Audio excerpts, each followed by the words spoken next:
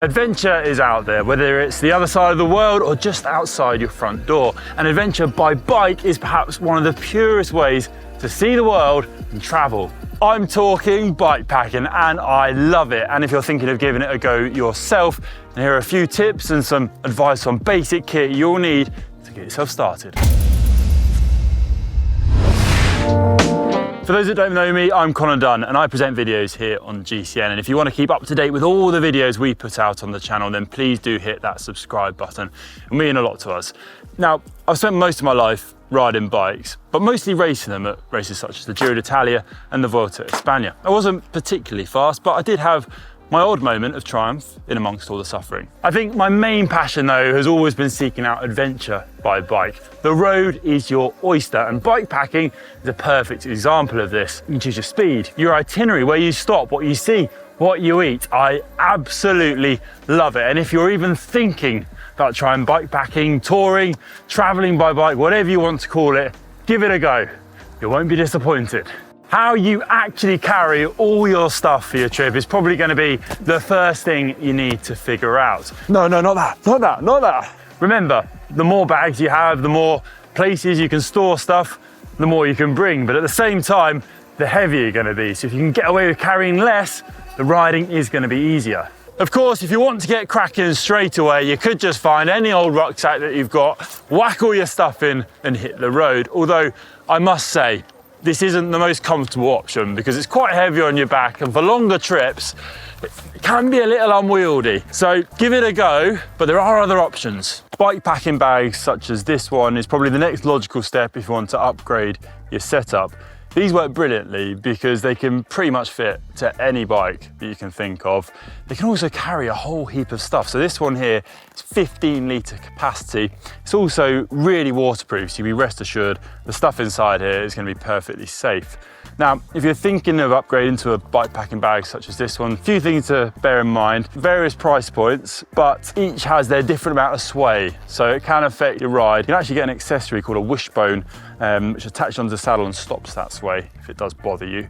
Also, you want to think about accessibility, so how easy is it to get the bag on and off your bike, which, believe me, when you're tired at the end of a long day's ride, it's actually something that's quite valuable. You can take your stuff with you to wherever you're sleeping without having to faff around trying to always get it on and off. Now, it's not just a rear saddle bag you can get as a bikepacking bag. You can spread these around your bike and your triangle area on your handlebars, and this really distributes your weight really well over the whole bike, making for what I believe is quite a natural feel to your riding. And compared to a rucksack, it takes the weight off your back, makes life easier for yourself because your bike's taking it. Stay your poor body. And this is my sort of preferred setup with all the bikepacking bags attached to my bike. Front bag, middle, back loader, back bag, saddle bag, whatever you'd like to call it. I tend to go for the heavier items in the middle, try and keep that center of gravity just right, and then go for those kind of bulkier but lighter items like maybe a sleeping bag, spare jackets on the back or the front. If I am looking for extra carry capacity, I normally use something like this. So this is Topeak's Versa Cage, really useful bit of kit, because this kind of, if you do have mounting points, it can be mounted straight there to the fork, or you can get some straps which will strap it to a fork. If it doesn't have mounting points, this really allows you to get a really bulky item that you struggle to fit into these bags onto your fork. Say, I'm talking like a bulky sleeping bag, sleeping mat, such like. Another advantage to bikepacking bags is that they're quite aerodynamic, and I know that doesn't really matter as much when you're bikepacking, but I tell you, at the end of a long day when you're tired, you want to find your camp or your place to sleep and get some food in you and kind of tick along. Trust me, you'll appreciate it. Tucks itself out of the wind, here, away from the wind, doesn't really impact the profile of the bike too much aside from that handlebar bag. Aside from bikepacking bags, pannier racks are a really good option to consider, especially if you're going on longer trips where you're perhaps needing to carry more items or bulkier stuff on your bike. Now, these are easy to fit if you do have mounting points on your bike for them, but if you don't, you can still find pannier racks for your bike with mounting capabilities through the through axle or a quick release, and actually that can take more weight on the rack as well.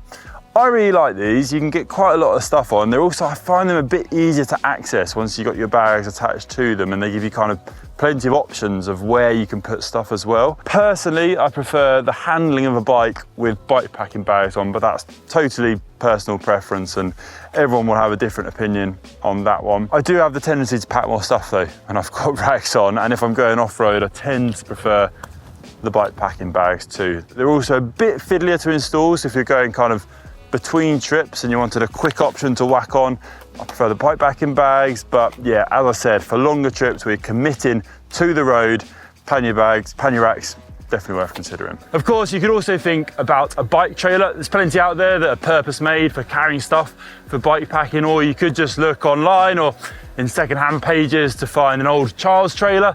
Plenty going cheap, especially seeing as if it's not in the best condition, still works perfectly for bike packing rather than putting live children into. The advantage to a trailer is that you can carry heaps of stuff, really easily accessible. Downsides, your bike is less maneuverable, particularly if you're going a bit off-road, put your bike over fences and the like. It can also puncture. I've been there before. Rear punctures, double on a trailer, not the best look. It can be a great option, especially if you're on a budget.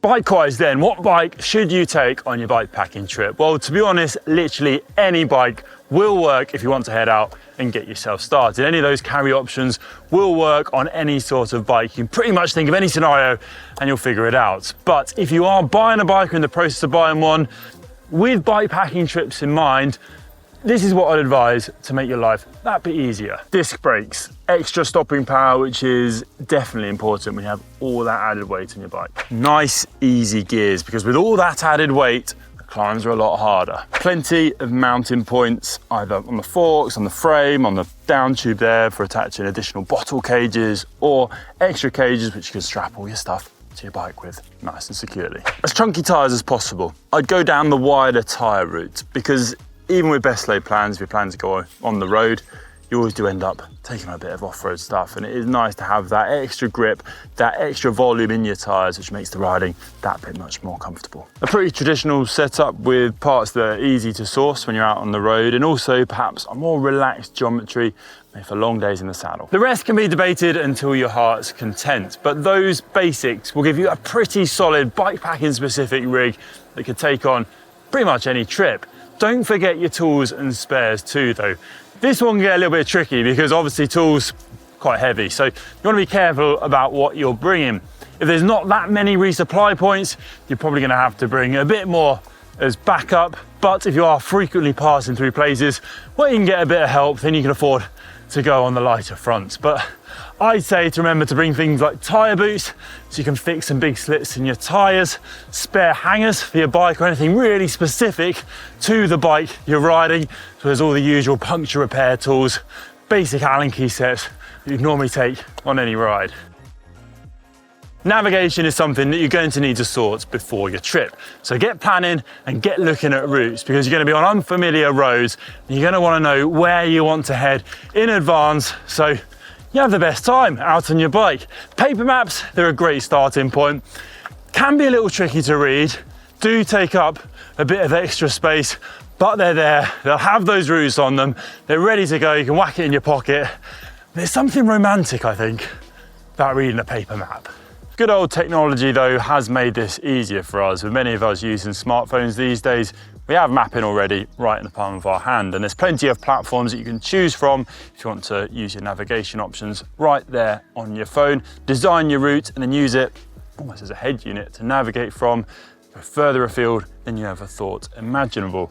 We use Strava here at GCN, so you can choose your route, draw it up, make it your own, save it offline so that when you're riding into places with no signal, you know it's there. One thing I would say about using your phone as a navigational device is it's going to cost you battery life, so that is definitely something to bear in mind. And remember to take a power pack as backup in there with all your stuff. A dedicated head unit like this one is probably your best upgrade in terms of navigation. It's a bit easier to read with a purpose-built display for bright weather. You can get all your maps downloaded here, ready to view, have them on there in advance, and you can ride away to your heart's content. Of course, you could just wing it without navigation at all. But I'd say if this is your first time, it's definitely worth prepping in advance, because you can plan your route around resupply points, accommodation, and the best riding. And I do genuinely believe your trip will be better and more enjoyable as a result. But there is nothing like a bit of adventure and just jumping on your bike and heading out the door, seeing what happens. Food for me when I'm bike packing is pretty similar to normal rides, but you want to remember the energy levels are going to need to be restocked pretty continuously. You're going to be burning through quite a lot of energy. So stock up on those carbs, and I always try and keep some ride food on board with me for those moments when the energy levels do begin to topple. These are really easy to digest, easily packable, really compact, so great to have that onboard energy ready to rumble. But at the same time, bike packing is an excuse to have some culinary delights, to explore your taste buds in a way you've never achieved before. And I like to do just that and eat quite a lot of food. But remember, normal rules of engagement apply, and if you don't eat enough, even if you are just taking it nice and easy and enjoying yourself, you'll bonk and you'll find it pretty tough going. Keep on top of those food levels, folks, and always have emergency rations. Clothing wise, I think the answer is basically whatever works for you, whatever you're used to, go for it and wear what you feel comfortable with. But at the end of the day, you want to wear something which keeps you warm. You want to make that the priority. Long days in the saddle when you're bike packing, you get in situations that aren't really planned, and you don't want to end up cold and shivering on the side of the road in the rain. Believe me, it is quite a big dampener on any bike packing trip, if you'll excuse the pun. I think one item of clothing which I'd really recommend always putting in your bag, no matter the trip, no matter the location, is a stuffable jacket like this one, preferably one which is waterproof as well. The advantage of these is that you can wear them whilst you're riding, but also off the bike when you get to accommodation, when you get to camp. You can whack it on really easily. You can also use the hood under your helmet to keep your head warm. They're just so versatile, and I often find myself taking one on literally every trip I go on. So that would be my one tip to consider, and there's plenty of options out there to suit any budget as well. If I'm staying in sheltered accommodation, I often try and go as light as possible when it comes to spare clothing, maybe bringing a spare bib shorts, spare layer that sits on my skin. The rest I try and make do with the entirety of the trip, and I wash it as I go, a bit of a soap and scrub when needed, and hang to dry. But experiment yourself with what you're able to get away with packing, what feels right for you, and also what's going to be comfortable for using for the whole of your ride.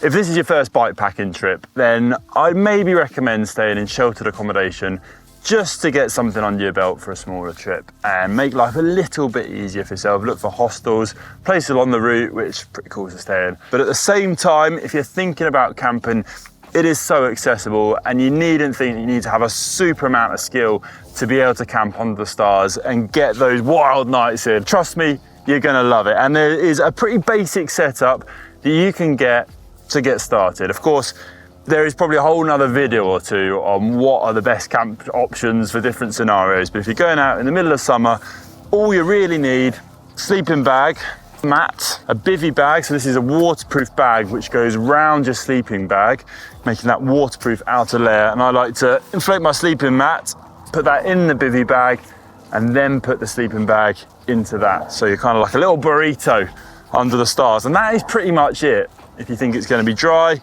even a bit of showers is fine. But if it is potentially going to be wet, then I would say get a tarp. This is kind of just a waterproof sheet which you can tie above your setup. Keep yourself nice and dry during the night. From there, you can potentially upgrade to a 1 or 2 man bike packing specific tent, which is quite light to carry, and you can easily fit it in your bike packing setup. Gives you a bit of extra comfort, especially if you're riding in areas with lots of midges and insects. You can keep those out, and also give yourself a bit of privacy too, which is always nice to have. You can sort your kit out in your tent. But just getting started, that's what I go for. There you go then, a few tips to get you started and hopefully out the door bike packing on your first trip potentially. I hope you found this video useful. If you did, please give it a big thumbs up and let us know in the comments if you'd like any more advice or if we've maybe missed anything. Remember, it is a bit daunting before you head out the door. Don't fret it, get cracking, get started. You definitely won't regret it. Have a good one, folks. Enjoy.